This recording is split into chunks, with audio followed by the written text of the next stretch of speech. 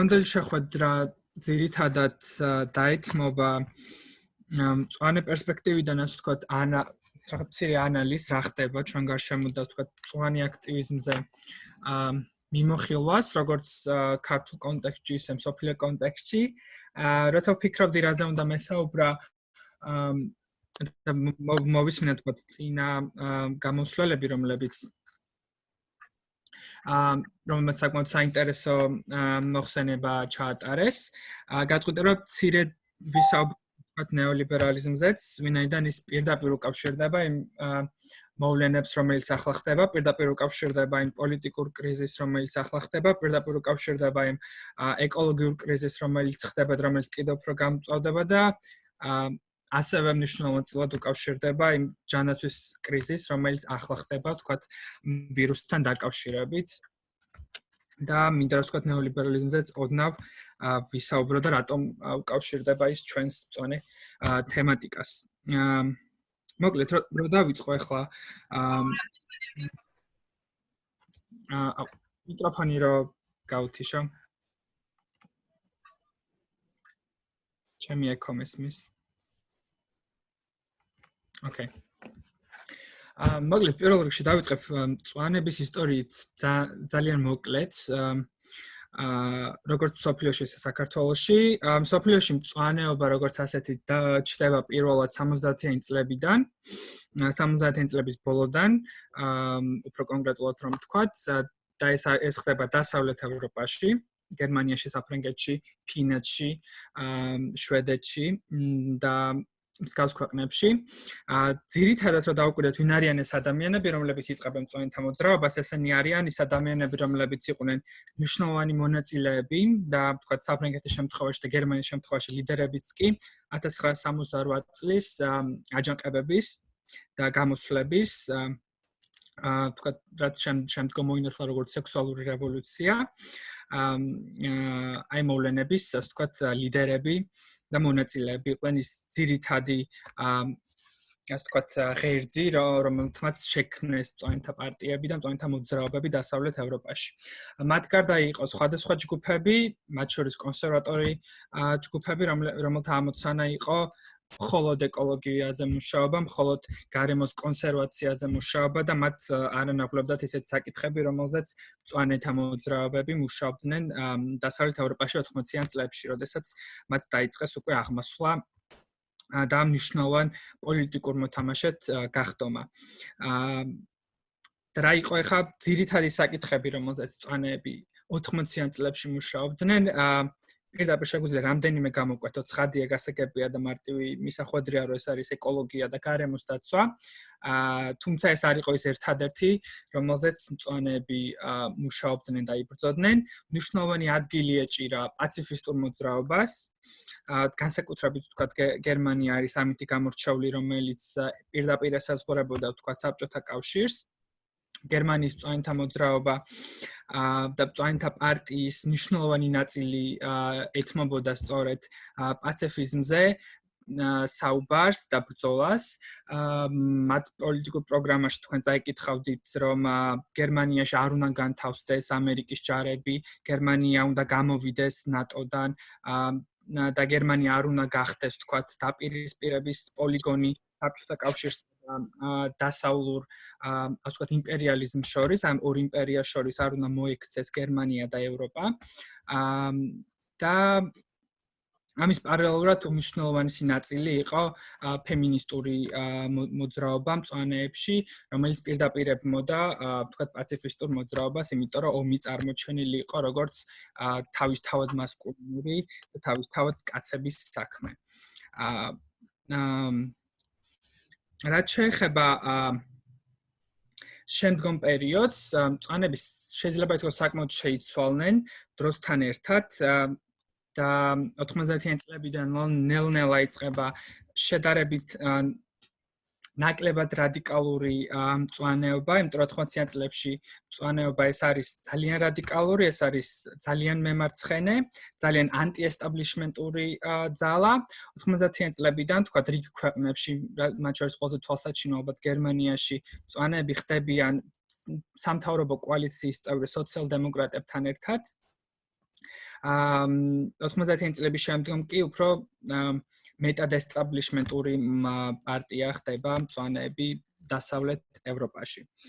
დღეს კი ვთქვათ ამ ეტაპზე როგორც მახსოვს 5-6 ევროპულ ქვეყანაში მწვანეები არიან სამთავრობო პარტია, სამთავრობო კოალიციის წევრი პარტიები, ხოლო რიგ ქვეყნებში არიან წამყვანი პარტიები, წამყვანი ოპოზიციური პარტიები, მაგალითად გერმანიაში, სადაც ბოლო არჩევნებში მწვანეებმა მეორე ადგილი დაიკავეს და სოციალ-დემოკრატებზე ბევრად მეტი ხმა და შესაბამისად პროცენტი მიიღეს. ეს ხდება დასავლეთ ევროპაში. რაც შეეხება აღმოსავლეთ ევროპას, რომელიც არის საკმაოდ განსხვავებული კონტექსტი, არ ვისაუბრებ სამხრეთ ევროპაზე, რომელიც ასევე საკმაოდ განსხვავებული კონტექსტია, მაგრამ მგონია, რომ ნაკლებად საინტერესო იქნება ამ შემთხვევაში. აღმოსავლეთ ევროპაშიც იქნება საკმაოდ საინტერესო მწვანეთა მოძრაობები, რომლებიც საკმაოდ წარმატებულები არიან, თქვა 90-იანი წლების დასაწყისში. მათ შორის საქართველოში და საქართველოზე მინდა ვისაუბრო. მწვანეთა მოძრაობა საქართველოში იწყება 80-იანი წლების ბოლოსკენ და ძირითადად კონცენტრირდება რამდენიმე კონკრეტულ მშენებლობაზე და რამდენიმე კონკრეტულ საკითხზე და ეს არის ტრანსკავკასიური რკინიგზა და ეს არის ხუდონჰესი. საინტერესო რომ ხუდონჰესი დღემდე პრობლემაა, დღემდე სვანეთში ადგილობრივი აქტივისტები იბრძვიან იმისთვის, რომ ხუდონჰესის ჰესი, რომელიც უდიდეს პრობლემების გამომწვევია, არ აშენდეს და ამ მოვლენებიდან 30 წელზე მეტი გავიდა უკვე. თუმცა დღემდე პრობლემაა. საქართველოში მწვანეთა მოძრაობა საკმაოდ წარმატებულია და საკმაოდ დიდ მასშტაბებს აღწევს. იმდენად რომ 90-იანი წლების დასაწყისში მწვანეები ახერხებენ იმას, რომ გახდნენ საქართველოს პირველი პარლამენტის წევრები, საკმაოდ და უკვე შემდეგაც 92 წლის არჩევნებში საკმაოდ სოლიდური წარმომადგენლობა ყავთ საქართველოს მწვანეებს პარლამენტში. მწვანეების თავმჯდომარე იყო ზურაბ ჟვანია და თუმცა 93 წელს ჟვანია და საკმაოდ ბირთვი მწვანეთა პარტიის გადადის, უფრო სწორად კი არ გადადის, არამედ ქმნის მოქალაქეთა კავშირს სხვა ორ ჯგუფთან ერთად და ეს ის პარტია მოგახსენებათ, რომელიც მართავს საქართველოს მომდევნო 8 წლის განმავლობაში, 3 წლის რევოლუციამდე, უბრალოდ მომდევნო 10 წლის განმავლობაში და ეს არის პრეზიდენტ შევარდნაძის პარტია. ამ პერიოდის შემდეგ მწვანეთა პარტია ცხადია კარგავს საკუთარ ასე ვთქვათ ნიშას და განსხვავებით დასავლეთ ევროპისგან, სადაც მწვანეებმა მოახერხეს, რომ მრავალი ასპექტი მოეცვათ, ჰქონდათ მნიშვნელოვანი საკითხები, რომელზეც მუშაობდნენ, იქნება ეს სოციალური პოლიტიკა, იქნება ეს ეკოლოგია, რაც ცხადია, იქნება ეს ფემინიზმი, იქნება ეს ანტისაომარი განცხადებები და მუშაობა და ასე შემდეგ და ასე შემდეგ. საქართველოში და არა მხოლოდ საქართველოში, პრინციპში სერბეთში, იგივე ან თქვათ ბულგარეთში, ან თუნდაც უკრაინაში, სადაც ასე თუ ისე მსგავსად წარმატებული პარტიები იყო თავიდან მწვანეები, კარგავენ საკუთარ ასე ვთქვათ იდენტობას და ხდება ნაკლებად სერიოზული და პრინციპში შეიძლება ითქვას პირდაპირ ქრება პოლიტიკური რუკიდან. და ამიტომ საქართველოს კონტექსტში მათ შორის იმ სივრცეს, იმ ნიშას, რომელიც მწვანეობა და რომელიც ეკოლოგიას უკავშირდება, იკავებენ უფრო მეტად არასამთავრობო ორგანიზაციები, რომლებიც ძალიან მნიშვნელოვან და კარგ საქმეს აკეთებენ, მაგალითად მწვანე ალტერნატივა. რაც შეეხება ახლა ეს ძალიან მოკლედ ისტორია მწვანეობის პოლიტიკური ისტორიის შესახებ. მინდა რომ ახლა ვისაუბროთ ცოტა ნეოლიბერალიზმზე. და უბრალოდ მანამდე მინდა გაჩვენოთ პეტრაკელი, რომელიც იყო გერმანიის მწვანეთა პარტიის დამფუძნებელი. და მანამდე ისიც იყო ეს 1968 წლის მოვლენების მნიშვნელოვანი მონაწილე. პეტრა იყო ერთ-ერთი ყველაზე მნიშვნელოვანი ფიგურა ალბათ მწვანეების ისტორიაში საწყის პერიოდზე და მის სახელს უკავშირდება გერმანიის მწვანეთა პარტიის დაარსება.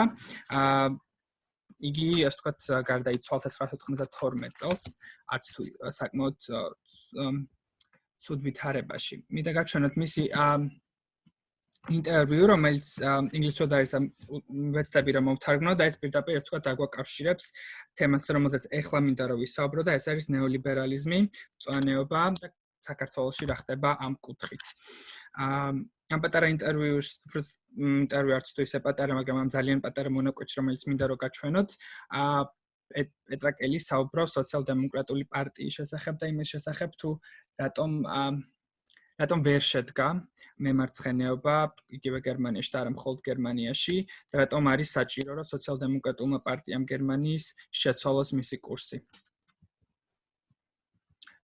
ერთი წუთით.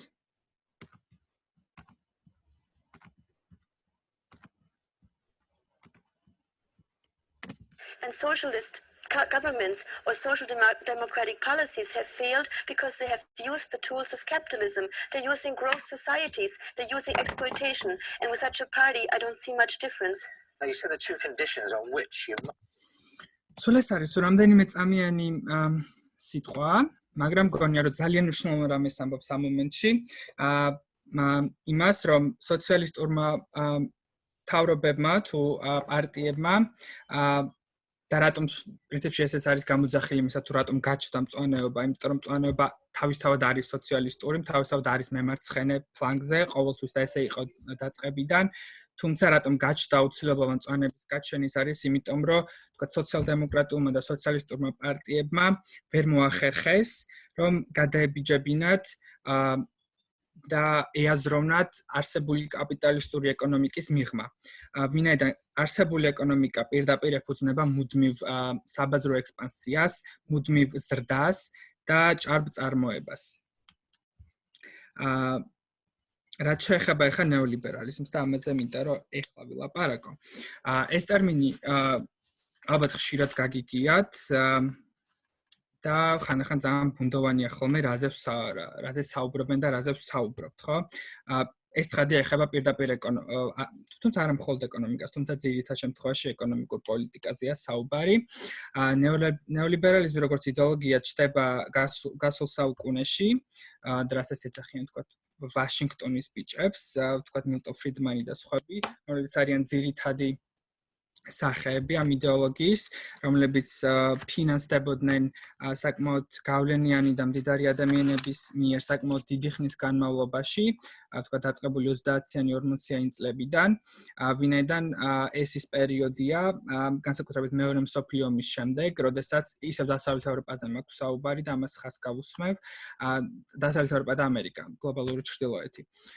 ეს ის პერიოდია, როდესაც ხდება ერთგვარი კლასობრივი კომპრომისი, რაც გულისხმობს იმას, რომ გადასახადები არის საკმაოდ მაღალი მდიდრებისთვის, თქვათ ამერიკაში ეიზენჰაუერის პრეზიდენტობის დროს გადასახადი არის დაახლოებით 90% და შეიძლება მეტიც კი.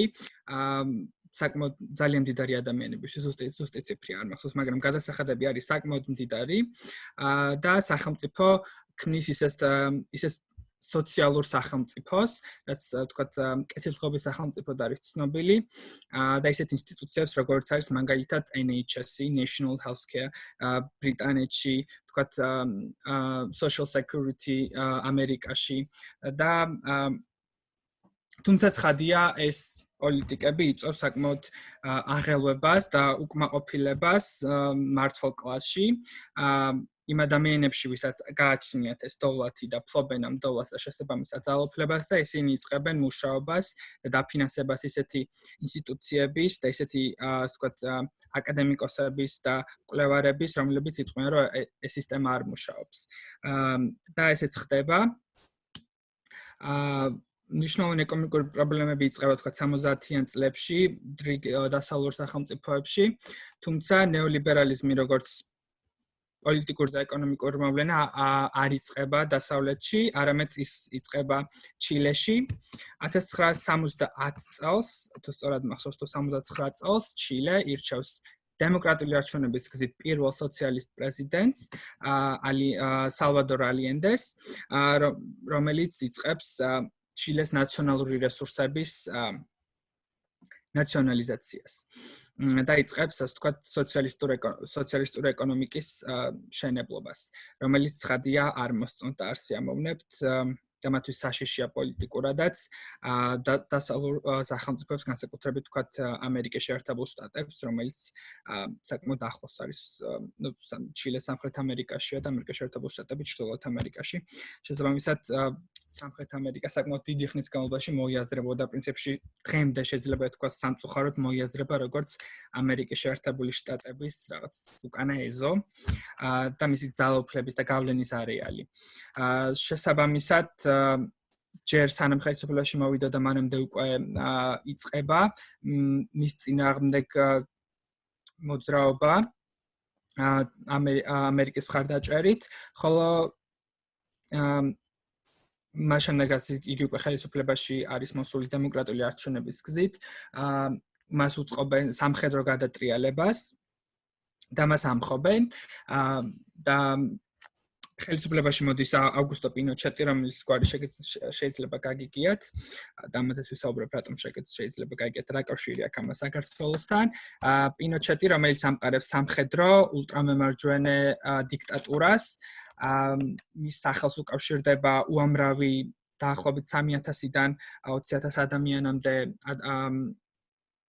მოკლა, წამება, ადამიანები გაქრნენ ამ პერიოდში, ძირითადად ვთქვათ, პროფკავშირების წარმომადგენლები, სხვადასხვა მუშები, მემარცხენე ორგანიზაციების წევრები და ლიდერები, რომლებსაც აწამებდნენ, კლავდნენ. თუმცა ცხადია, ამაზე პრობლემა არ ჰქონიათ დასავლურ სახელმწიფოებს. და ეს არის ის ქვეყანა, სადაც იწყება ნეოლიბერალიზმის ექსპერიმენტი. ახლა მინდა გაჩვენოთ სალვადორ ალიენდეს სიტყვა გაეროში წარმოთქმული, ზუსტად რამდენიმე წლით ადრე, ვიდრე მას დაამხობენ.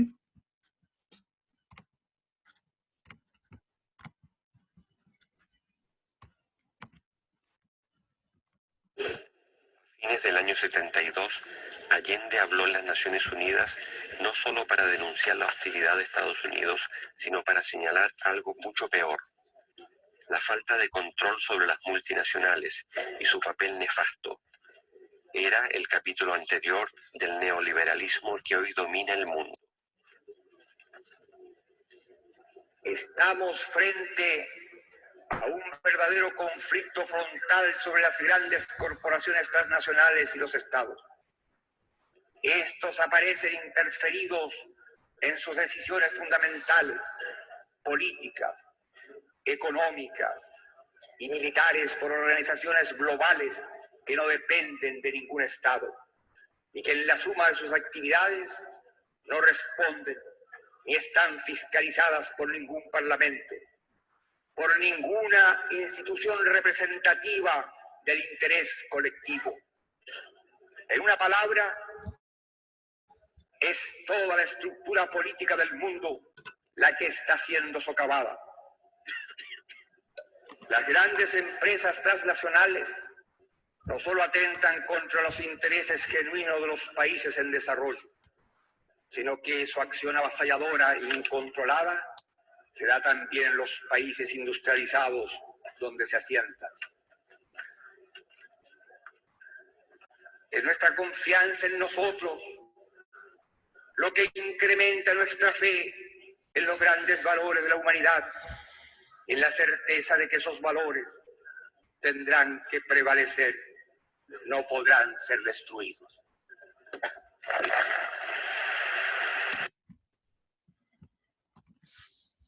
ამ სიტყვაში პირდაპირ თარგმანი რომ წაგიკითხოთ,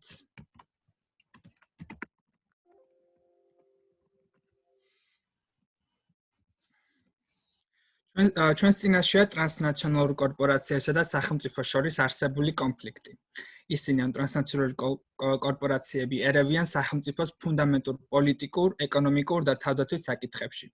კორპორაციები გლობალური ორგანიზაციები არიან და არ კონტროლდებიან პარლამენტის ან რომელიმე კოლექტიური ინტერესის გამომხატველი ინსტიტუციების მიერ.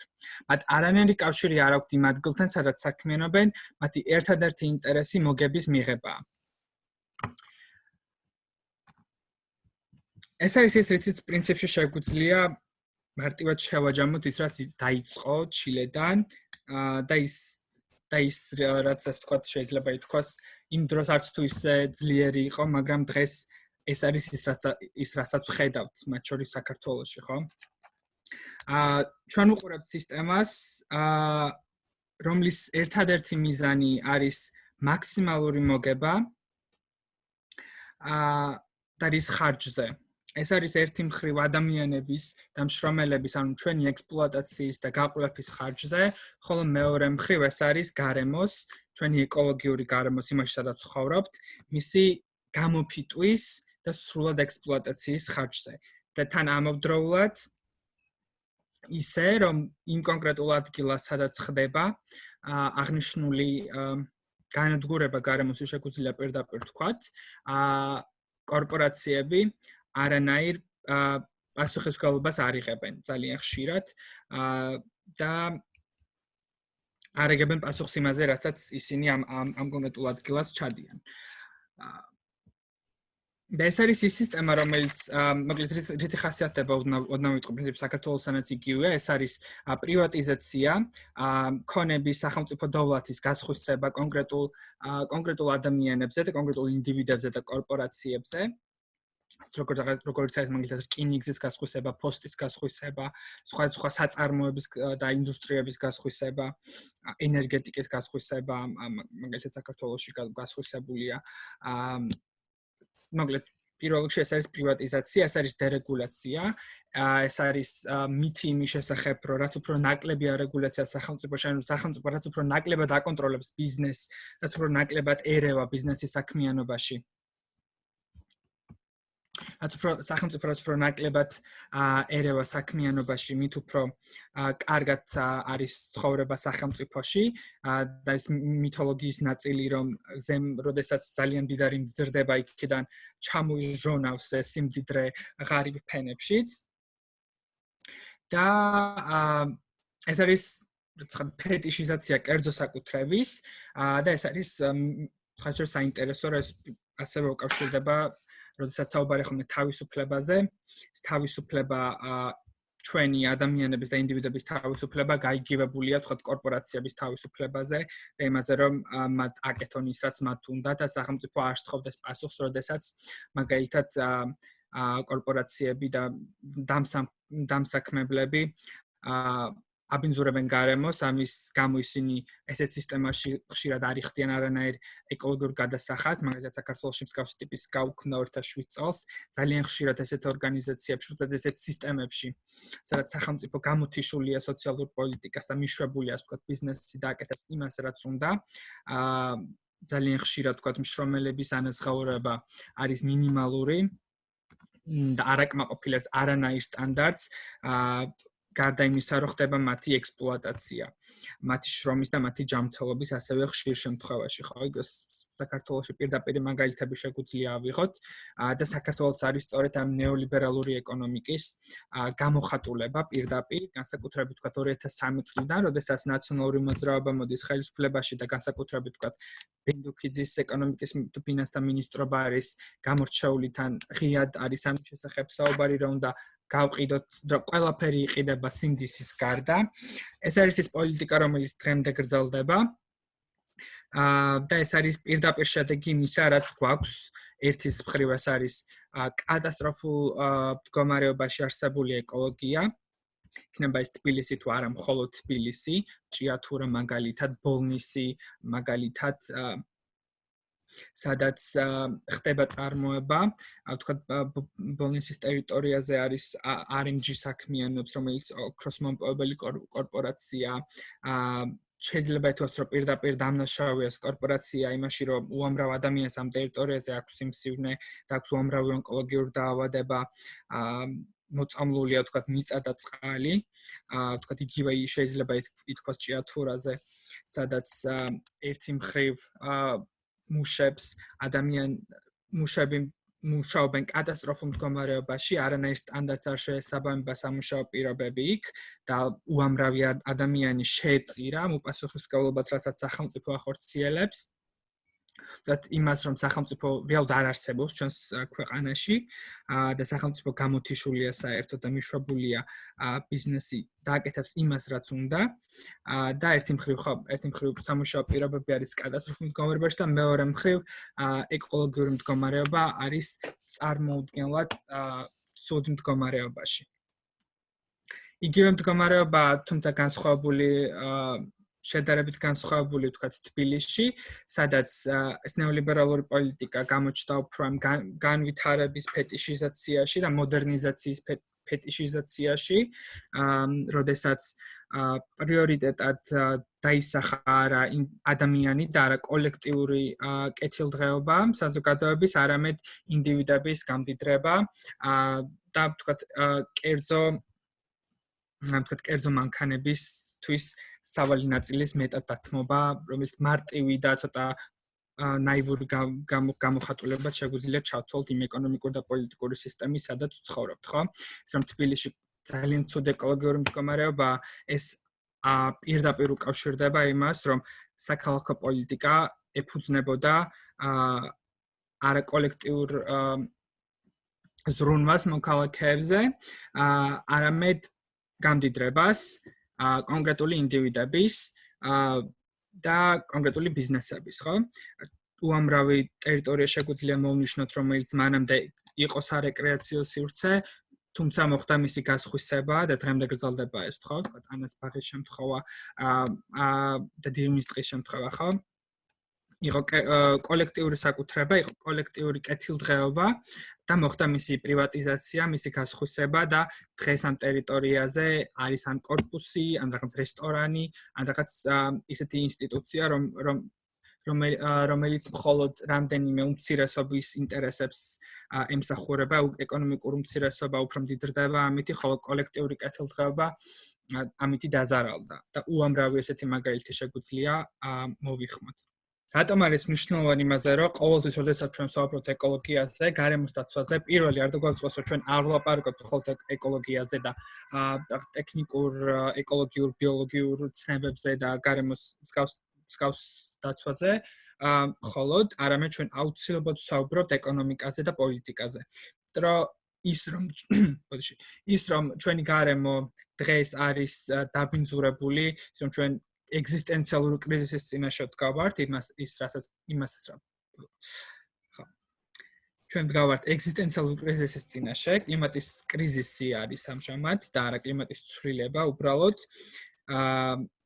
ეს არის დამსახურება არა უბრალოდ თავის თავადი მოვლენა, არამედ ეს არის პირდაპირ გამოწვეული კონკრეტული ეკონომიკური და პოლიტიკური სისტემის. როდესაც ჩვენ ვსაუბრობთ გარემოზე, ჩვენ არასოდეს არ უნდა გადავარდეთ თვით საკუთარი თავის დანაშროლებაში, თუმცა ცხადია რა ინდივიდუალურ დონეზე კარგია, რომ ჩვენ ვიცხოვრთ ასე თქვა მწვანე ცხოვრების წესით, მაგრამ ჩვენ არ უნდა დაგვაწყოს, რომ ჩვენი ბრძოლა რეალურად არის პოლიტიკური და უნდა იყოს პოლიტიკური და ჩვენ უნდა ვიყოთ პოლიტიკურები ყოველი ჩვენი მოთხოვნისას, ხო? მაგალითად, როდესაც ჩვენ ვსაუბრობთ გარემოს კლიმატის ცვლილებაზე და იმ უმთავრეს მიზეზზე, რაც ახალებს კლიმატის ცვლილების გამომწვევად, ეს არის თქვა ქართულად როგორ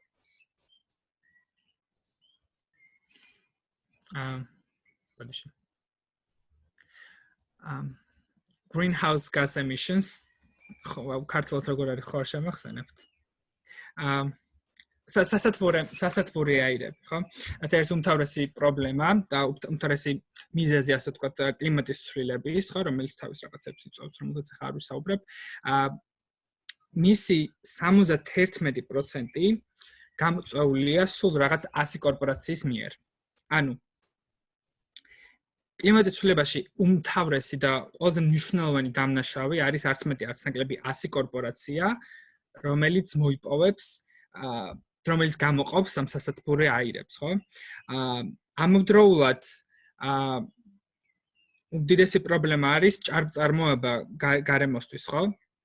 აქაც პირდაპირ დამნაშავების ჩვენ შეგვიძლია ვიპოვოთ, თქვა კორპორაციებში, ხო, რომლებიც აწარმოებენ პირველ რიგში ისეთ პროდუქციას, რომელიც საერთოდ არ არის საჭირო და მეორე გვისაღებენ ამას როგორც აუცილებელს და გვისაღებენ ამას როგორც ეს თუ არ გაქვს შენ არ ხარ თანამედროვეობის ნაწილი, ეს თუ არ გაქვს ეს პროდუქცია, შენ არ ხარ სრულფასოვანი და ამაზე მუშაობს მთელი ინდუსტრია, ხო?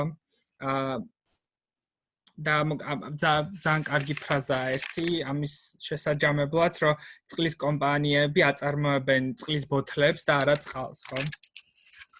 და ამას ხედავთ ყველგან.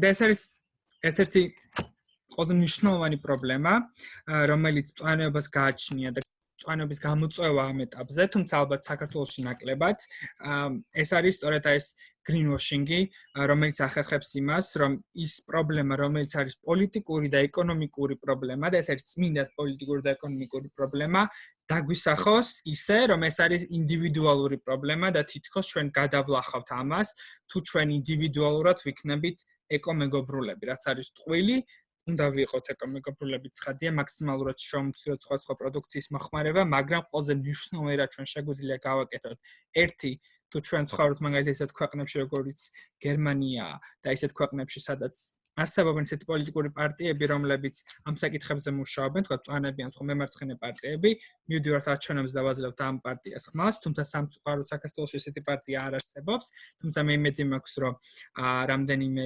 წელიწადში, თქვა თუნდაც 10 წელში ესეთი რამე იარსებებს და ეს არის ბრძოლის ერთი მეთოდი, და საკმაოდ მნიშვნელოვანი მეთოდი და მეორე ეს არის პირდაპირ წინააღმდეგობა იმ კორპორაციებთან და იმ ორგანიზაციებთან და იმ სახელმწიფო ინსტიტუციებთან, რომლებიც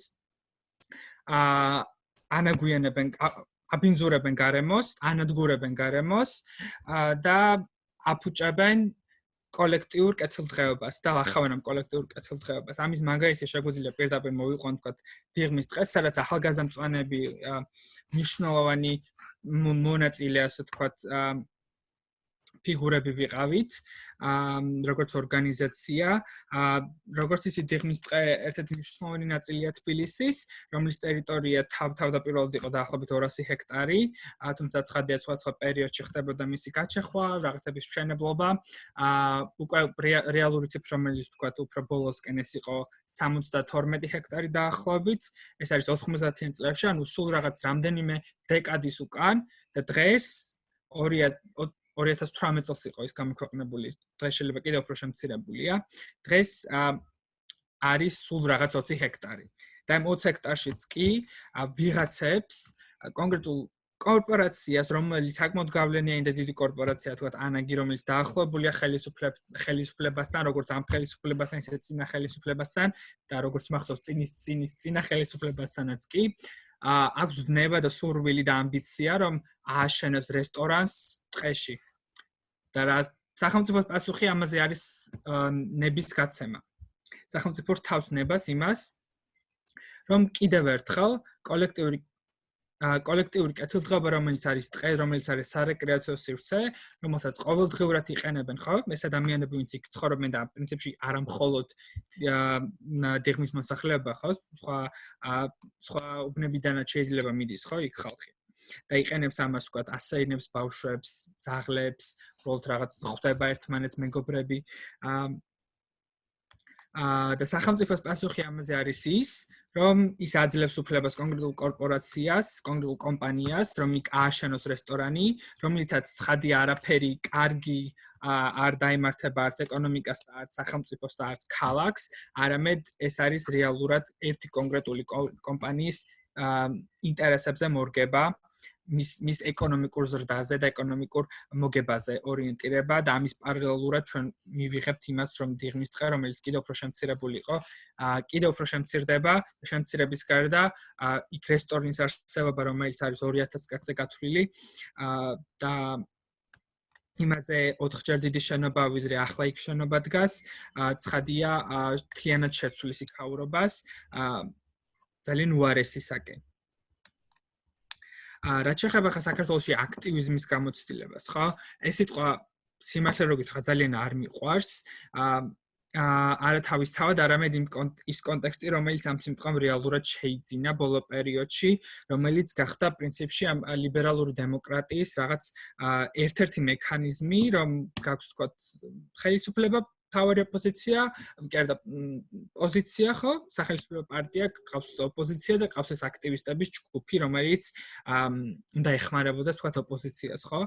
რაც და მეინსტრიმულადაც რეალურად თორსა აქტივისტ სიტყვას აქტივისტს ამბობ, ახსენდება ვიღაცებს, შოთა დიღმელაშვილი და გიგა მარქარაშვილი და ეს ადამიანები, რომლებიც რეალურად ხო ისევ იმ თამაშთან იმას აგრძელებენ, რაზეც ახლა ვისაუბრე, ხო?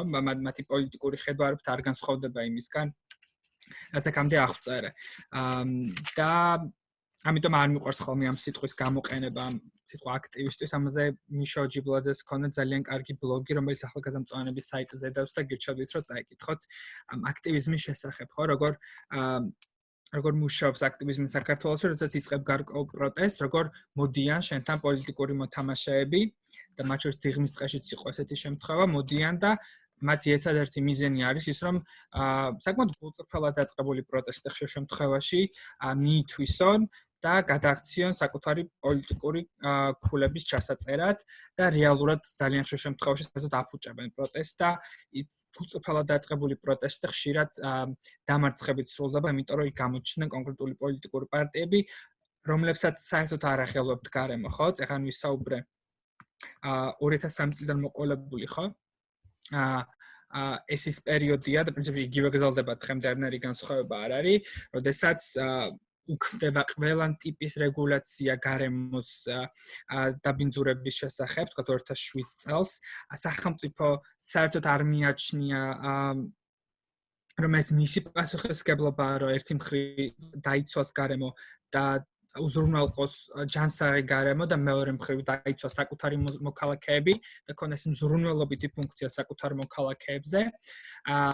და ცხადია ყოველთვის ასოციალო კომიკური და თუმცა ტრაგიკომიკურიც კია ის რომ ეს პოლიტიკური პარტიები რომლებიც მანამდე ხელისუფლებაში იყვნენ ეხლა მოდიან და საუბრობენ იმაზე რომ გარემო არის დასაცავი და ვიღაცის უფლებებია დასაცავი და ხშირ შემთხვევაში ესეთი პროცესები სრული მარცხით სრულდება ხოლმე, იმიტომ რომ ნდობა ცხადია მოსახლეობის უმრავლესობას ქართული პოლიტიკური კლასის მიმართ, იქნება ეს ხელისუფლება თუ ოპოზიცია, რომელშიც განსხვავება რეალურად არ არსებობს, ორივე ერთ იდეოლოგიაზე დგას და შეგვიძლია ვთქვათ, რომ საქართველოს არსებული ყველა პოლიტიკური პარტია გვესაუბრება ერთსა და იმავეს, უბრალოდ მათი ხმა არის განსხვავებული და მათი ვიზუალია განსხვავებული.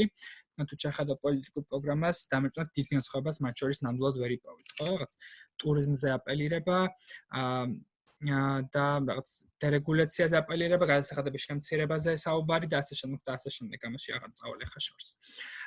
შესაბამისად, ხო, შეჯამების სახით რა ვთქვა. რეალურად, როდესაც ამიტომ არის ეს სიტყვა აქტივისტი ჩემთვის ცოტა არც თუ ისე სასიამოვნო ხოლმე გასაგება, თუმცა მგონია რომ ცუდი არ იქნება თუ ამ სიტყვას თქვა დავიბრუნებ და ორიგინალურ და პირვანდელ მნიშვნელობას დავუბრუნებთ და არ მოხდება თქვა სიტყვა აქტივისტვის ასოცირება ოპოზიციური პარტიის დანამატთან და არ აქვს მნიშვნელობა რომელი პარტია იქნება ეს. პრინციპში ეს იყო რაზეც მინდოდა რომ ძირითადად მესაუბრა ბოლოსკენ ვიტყოდი დამატებით იმას რომ არსებული კრიზისი რომელშიც ახლა ვცხოვრობთ ხო რეალურად ჩვენ ვართ ისეთი გამოწვევის წინაშე რომელშიც შეგვიძლია ვთქვათ რომ პრინციპში აქამდე კაცობრიობა არ ყოფილა და პრინციპში ესეთი რამე არ მომხდარა რომ ამდენი ხნის განმავლობაში სახელმწიფოებს საკუთარ სახლებში გამოეკეთათ ადამიანები, იმიტომ რომ რაღაც სხვა გზა არ არსებობს და ეს არის ერთ-ერთი გამოსავალი არსებულ მდგომარეობაში. აქაც პირდაპირ ხედავთ გავლენას აი ეკონომიკური და პოლიტიკური სისტემის. თქვენ თუ დააკვირდებით, თქვათ, მათ შორის დასავლურ ქვეყნებში, სადაც საკმაოდ ცუდი მდგომარეობა ვირუსთან დაკავშირებით, ხო? აი იქ ნახავთ, რომ ბოლო 30-40 წლის განმავლობაში სახელმწიფო მუდმივად ამცირებდა ჯანდაცვაზე დაფინანსებას, ჯანათვის დაფინანსებას, საკუთარი მოქალაქეებზე ზრუნვის დაფინანსებას. საქართველოშიც იგივე მდგომარეობაა ცხადია. და ეს არის პრინციპში ერთ-ერთი შედეგი ამ ვირუსის, რომ კიდევ უფრო მკაფიოდ დაანახა თუ რა ხდება, როდესაც სისტემა ერგება ინდივიდებს და ემყარება მითოლოგიურ პრინციპში ინდივიდუალურ თავისუფლებას და ივიწყებს იმას, რომ რეალურად ჩვენ არ ვარსებობთ როგორც ინდივიდები, არამედ ჩვენ ვარსებობთ როგორც კოლექტივი და კოლექტივის ნაწილი და ჩვენ ვართ პასუხისმგებელი ერთი მხრივ ერთმანეთთან, ადამიანები და ერთმანეთზე ვაგებთ პასუხს, მოდი ვცხოვრობთ ერთ კოლექტივში და მეორე მხრივ ჩვენ პასუხისმგებელი ვართ გარემოზე და ჩვენ ვცხოვრობთ ამ გარემოში, რომელსაც რეალურად ჩვენც ვანადგურებთ ცირედით, მაგრამ ძირითადად როგორც ზემოთ ვისაუბრე, ძირითადად გამნადგურებელთა უმრავლესობა არის აბსოლუტური უმცირესობა, ეს ეკონომიკური უმცირესობა, რომელიც შეადგენს მსოფლიოს 0.001%, რომლებიც რეალურად ფლობენ მსოფლიოს ნახევარზე მეტს. რამდენიმე ასეულ ადამიანზეა საუბარი, მათ აქვთ სახელები და კონკრეტული მისამართები. ეს არის ადამიანები, რომლებიც არიან მთავარი დამნაშავეები იმაში, რომ ჩვენ ვცხოვრობთ კლიმატის კრიზისის ეპოქაში და ჩვენ ვცხოვრობთ ეპოქაში, როდესაც ადამიანი რეალურად გაუფასურებულია, ადამიანი არის ექსპლუატირებული, განსაკუთრებით ვთქვათ, ისეთ სამხრეთის ქვეყნებში, რასაც უწევთ თქვა გლობალური სამხრეთის ქვეყნებში, რომელიც შეიძლება ითქვას საქართველოს ამის ნაწილია. და ეს არის ჩემი აზრით ის თავარი ველი, სადაც ჩვენ უნდა მოვახდინოთ ჩვენი რესურსების ინვესტირება, ჩვენი რესურსების მობილიზება, რომ არ გავფლანგოთ ისეთ ნაკლებად პრიორიტეტულ საუბრებში, როგორც არის ის, რომ ინდივიდუალურ დონეზე ვიყოთ ეკომეგობრულები, ესე უნდა ვიყოთ. თუმცა ამაში არ უნდა იდებოდეს უამრავი რესურსი და ბევრად მნიშვნელოვანია იმაზე ვისაუბროთ, რომ თუ ჩვენ გვინდა რომ ვიცხოვროთ უკეთეს გარემოში და აქ არ არის საუბარი მარტო უკეთეს გარემოზე და ბოლო რამდენიმე სიტყვას ვამბობ ახლა, არ არის საუბარი უბრალოდ უკეთეს გარემოზე. ჩვენ ერთი მხრივ ან გვაქვს საერთოდ უკეთესი გარემო, ხოლო მეორე მხრივ ჩვენ საერთოდ არ გვაქვს არაფერი, იმიტომ რომ კლიმატის კრიზისი რეალურად არის ეგზისტენციალური საფრთხე და თუ ჩვენ ძალიან სწრაფად და ძალიან რადიკალურად არ გადავდგით კონკრეტული ნაბიჯები, რათა შევამციროთ ის პრობლემები, რომელსაც გამოიწვევს კლიმატის კრიზისი, ჩვენ შეგვიძლია პირდაპირ ვთქვათ, რომ არ გვაქვს მომავალი. და მეორე მხარეს არის ერთადერთი გზა და ეს არის მწვანე პოლიტიკის გზით სვლა იმისაკენ, რომ ერთი მხრივ მოხდეს კოლექტიური კეთილდღეობაზე ზრუნვის დაწყება, მოხდეს თქვათ ტექნიკური საკითხების გადაჭრა, როგორც ასე ვთქვათ, განახლებად ენერგიაზე გადასვლა, რაც საქართველოში პრინციპში შეიძლება ითქვას, რომ ნაკლები პრობლემაა.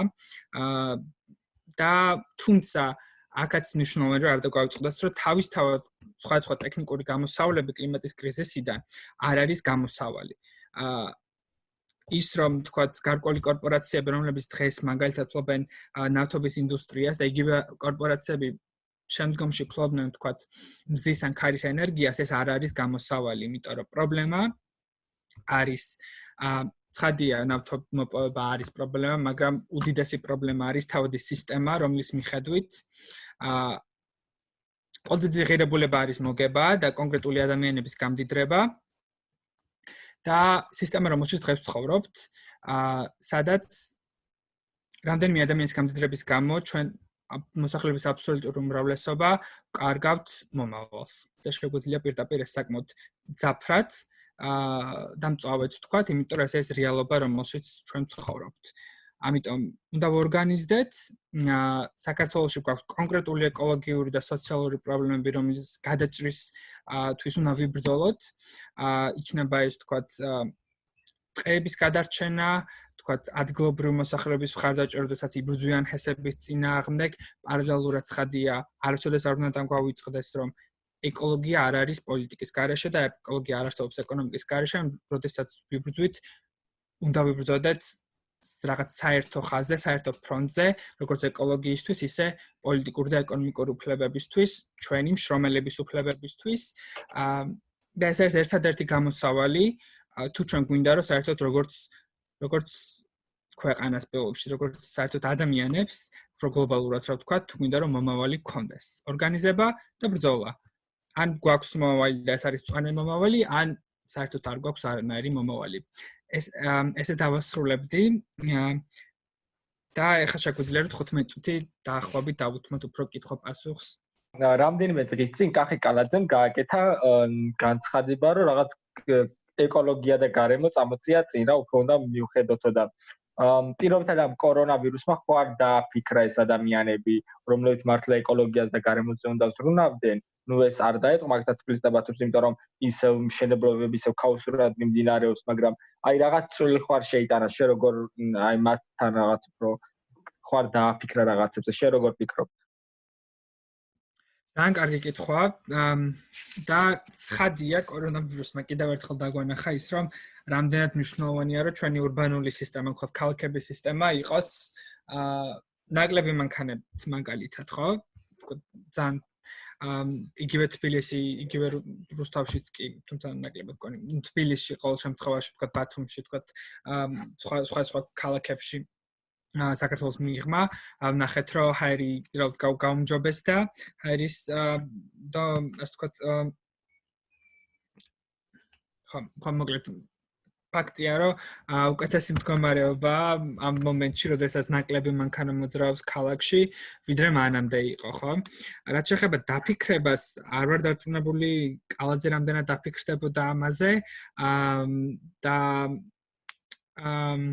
თუმცა ხო ცხადია, რომ უნდა დავფიქრდეთ იმაზე, რომ როდესაც საუბრობთ თქვათ რაღაცა მწვანე პოლიტიკაზე, ცხადია უდიდესი ნაწილი ეთმობა ურბანულ საკითხებს, ანუ ქალაქის საკითხებს და აქაც არის რამდენიმე საკითხი, რომელსაც უნდა შევეხოთ და ეს არის თქვათ ის, რომ ტრანსპორტს უნდა მოხდეს სახელმწიფოს მხრიდან მნიშვნელოვანი ინვესტირება საჯარო ტრანსპორტში და საჯარო ტრანსპორტის განვითარებაში, რაც შეიძლება შემცირდეს კერძო მანქანების და კერძო ავტომობილების რაოდენობა ქალაქში, რომლებიც არის მთავარი პრობლემა მაგალითად თბილისისთვის.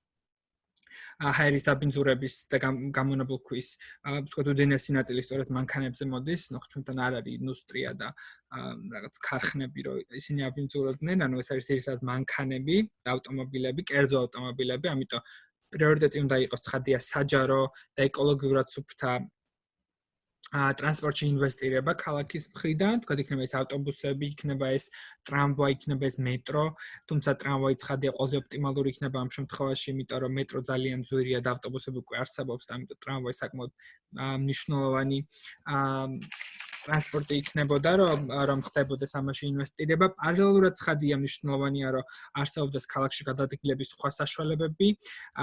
ქალაქი მოერგოს ფეხით მოსიარულეებს, იმიტომ რომ დღეს თბილისი არის მორგებული ავტომობილებს და ეს შეინიშნება ყველგან ნებისმიერ ქუჩაზე. გარდა ფეხით მოსიარულეებისა, უმნიშვნელოვანესია, რომ დაიწყოს ველოსიპედებისათვის სივრცეების გამოყოფა და ველოსიპედებისათვის ბილიკების გაკეთება, რომელიც გამოყოფს გზიდან და ესეც ძალიან არასწორია, იმაზე საუბარი, რომ თბილისი მთაგორიანი ქალაქია და იქ ასე ვთქვათ არ გამოვა ველოსიპედები, არის მთაგორიანი ქალაქები, სადაც არის ველოსიპედები და იქ მნიშვნელოვანი ტრანსპორტია ქალაქში გადაადგილებისათვის. ამიტომ ამის ტექნიკურად მოგვარება რეალურად აბსოლუტურად შესაძლებელია. აქ თავარი არის ის, რომ არსებობდეს პოლიტიკური ნება, რომელსაც ისე პრინციპში მივყავართ ისევ იქამდე, რომ ჩვენი პოლიტიკური და ეკონომიკური სისტემა არ არის მოწოდინებული იმისათვის, რომ საყოველთაო კეთილდღეობაზე ვისაუბროთ, ჩვენ კოლექტიურ კეთილდღეობაზე ვისაუბროთ. ამიტომ ხო, საჭირო არის პოლიტიკური ნება იმისა, რომ ჩვენ გვინდა კოლექტიური კეთილდღეობა, ჩვენ გვინდა საზოგადოებრივი და საყოველთაო კეთილდღეობა და ამ შემთხვევაში თქვათ სახელმწიფო მოახდენდა ინვესტირებას, აი რაც ჩამოთვალე იმაში. და რამდენად დააფიქრებს, არ ვიცი. იმედი მაქვს, რომ დაფიქრდებიან, რომ შესაძლებელია ერთი მანქანების გარეშე ცხოვრება და კერძო ავტომობილების გარეშე ცხოვრება და არ არის საჭირო A პუნქტიდან B პუნქტამდე, რომელიც ძალიან ახლოს მდებარეობს ერთმანეთთან მანქანით გადაადგილება და მეორე ეს თავისთავად ვერ უშველის პრობლემას. არ უნდა დაგვაწყდეს ისევ, რომ ინდივიდუალური პრობლემა არ არის ის, რომ ჩვენ ბევრი მანქანა ყავს ქალაქში, ეს არ არის ინდივიდების ბრალი, ეს არის სახელმწიფო პოლიტიკის ბრალი, რომელმაც ქალაქი მოარგო ავტომობილებს. და წლების განმავლობაში არ არსებობდა საჯარო ტრანსპორტი და იყო გაუმართავი და დღემდე ვერ ვიწყოთ, რომ თბილისში თქვათ, ან საქართველოს სხვა ქალაქებში. თუმცა თბილისში ცხადია უკეთესი მდგომარეობა, რადგან დედაქალაქია მაინც, მაგრამ არანაირად არ არის ეს დამაკმაყოფილებელი ეს მდგომარეობა საჯარო ტრანსპორტის, ამიტომ აქაც არ უნდა გაუწყოს ის, რომ ინდივიდუალური პრობლემებზე არ უნდა დავიყვანოთ ეს და ინდივიდუალურ გამოვლენებებზე არ უნდა დავიდეთ ამ შემთხვევაში. ესეც პოლიტიკური და ეკონომიკური საკითხია პირდაპირ. თავიდან თუნდაც და ახლად რა გამოწვევებია ისეთ გამოწვევები, რომლებიც დაართულია ხოლმე ამ გუნდისთვის და აი ყველაზე მეტად საქმედოთ ამ ბარიერებს, ამაზეც რო გითხრათ საქართველოში და ზოგადად ახალგაზრდა მწვანეების ბარიერები ზოგადად ჩვენს გარემოში რა არის?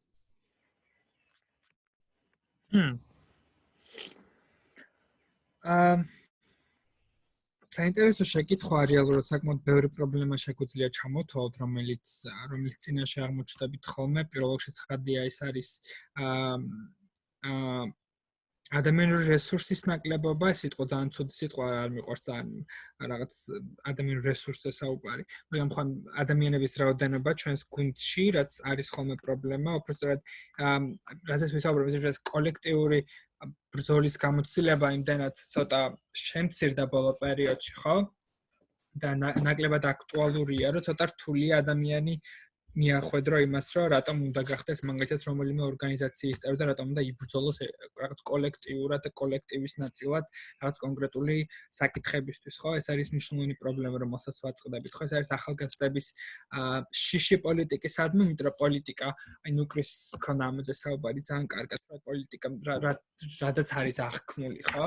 ნუ ერთია რა არის და მეორე რადაც არის აღქმული, ეს რაღაც აუცილებლად პარტიებს როცა უკავშირდება, აუცილებლად კაცებს როცა უკავშირდება და აუცილებლად რაღაც გავლენებს და ფულს როცა უკავშირდება, ამიტომ ეს არის ცხადია მოსახლეობის უდიდესი ნაწილი პრინციპში თვითონ დისტანცირება მოახდინოს პოლიტიკისგან და ეს კიდევ უფრო მეტად არის სხვა ახალგაზრდების შემთხვევაში და არა მხოლოდ საქართველოში, სხვათა შორის, ხო?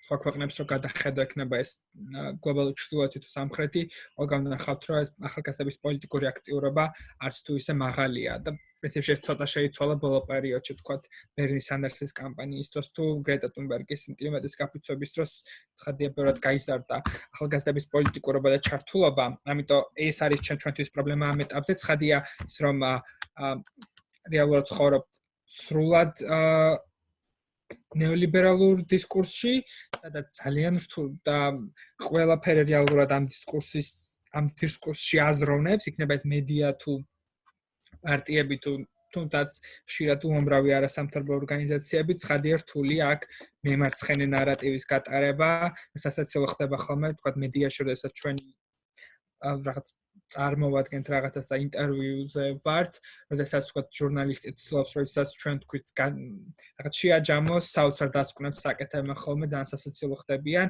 იმიტომ რომ უბრალოდ ვერ იგებენ რას გულისხმობთ, როდესაც მაგალითად საუბრობთ კოლექტიური კეთილდღეობაზე, ჟურნალისტი ვერ ხვდება რას ნიშნავს კოლექტიური კეთილდღეობა, იმიტომ რომ ესეთ რამე არ არსებობს ნეოლიბერალურ დისკურსში, ხო, რაღაც კოლექტიურ კეთილდღეობაზე და კოლექტიურ ასოციაციებაზე საუბარი გამქრალია საერთოდ, ხო, ინდივიდებად ხო როგორც ტეჩერი იტყო და საზოგადოება ეს რამე არ არსებობს, ხო, ინდივიდები არსებობენ მარტო. ამ დისკურსში ძალიან რთულია ესეთ მემარცხენე ნარატივით საუბარი. და პრინციპში ეს არის რაც არის თავი პრობლემა ჩემი აზრით, ხო? რომ ერთი მხრივ მცირე ძალაუფლება, ნუ ჩვენ არ გვაქვს არც მედია და არც საკმარისი თქვა ფინანსური რესურსი მათ შორის, რომ რაღაც ძალაუფლება გქონდეს და მეორე ეს არის თავისთავად ის გარემო, სადაც ცხოვრობთ, ხო, სადაც ძალიან ცოტა საუბრობს იმ ენაზე, იმ პოლიტიკურ ენაზე, რომელზეც ახალგაზრდა მწვანეები. მემარცხენე ენა ძალიან ასე ვთქვათ, გამქრალია საჯარო დისკურსიდან.